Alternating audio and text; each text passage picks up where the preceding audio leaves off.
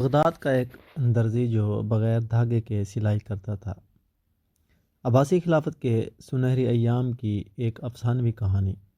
ادب عباسی کے مزاج میں عباسی خلافت کے سنہری دور میں باب الاطلاق کے بازاروں کے قریب ایک درزی رہتا تھا جس کا نام تھا عبدالرزاق الخیاط۔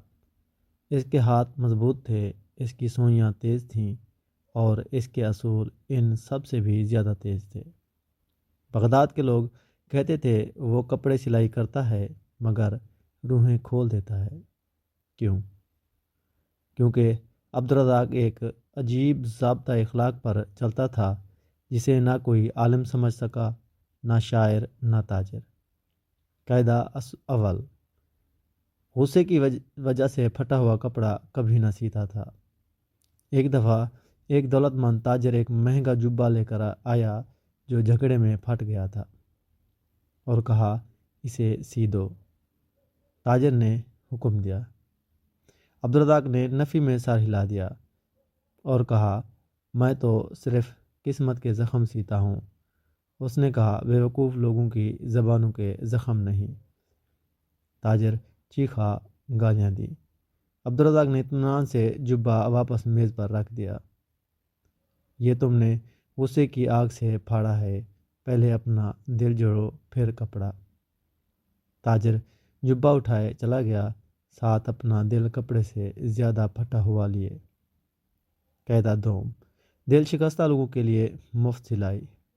ہر پیر کو جسے وہ یوم غم کہتا تھا، بیواؤں، یتیموں اور دل شکستہ لوگوں کے کپڑے مفت سیل دیتا تھا۔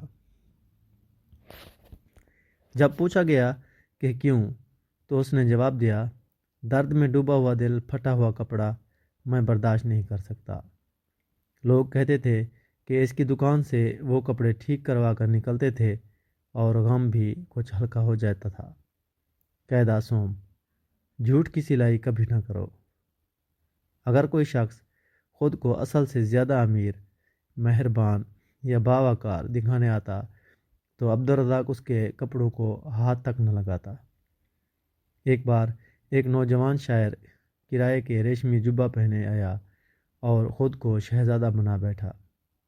عبدالرزاق نے فوراً کہا تم ریشم کا جبہ پہنے ہو مگر کپاس کی باتیں کرتے ہو۔ شاعر شرمندہ ہو کر سچ بول اٹھا۔ عبدالرزاق مسکرایا اور جبہ مفت سی دیا۔ ایک سچے شاعر کے لیے دھاگا بھی سونا بن جاتا ہے۔ ایک دن جب خلیفہ نے اسے طلب کیا، دوپہر کے محل کے محافظ آئے اور کہا امیر المومنین کو تمہاری ہنر کی ضرورت ہے۔ عبدالرزاق کے پوچھنے پر بھی انہوں نے یہی بات پھر دہرائی کہ امیر المومنین کو تمہارے ہنر کی ضرورت ہے۔ عبدالرزاق کو محل لے جایا گیا۔ وہاں خلیفہ عباسی سیاہ جھنڈے کے پھٹے ہوئے کونے پر کھڑا تھا اور آتے ہی اسے کہا یہ سی دو۔ خلیفہ نے حکم دیا۔ عبدالرزاق نے پھاڑا ہوا حصہ دیکھا اور بولا یہ ہوا نے پھاڑا ہے۔ خلیفہ نے کہا ہاں، میں تو صرف انسانی غلطیوں کے زخم سیتا ہوں۔ عبدالرزاق بولا اس کے لیے ہوا کو ایماندار رہنے دو۔ خلیفہ حیران رہ گیا، پھر زور سے ہنس پڑا اور بولا اچھا تو پھر مجھے ایسا جبہ سی کے دو جو مجھے بہتر انسان بننے کی یاد دلائے۔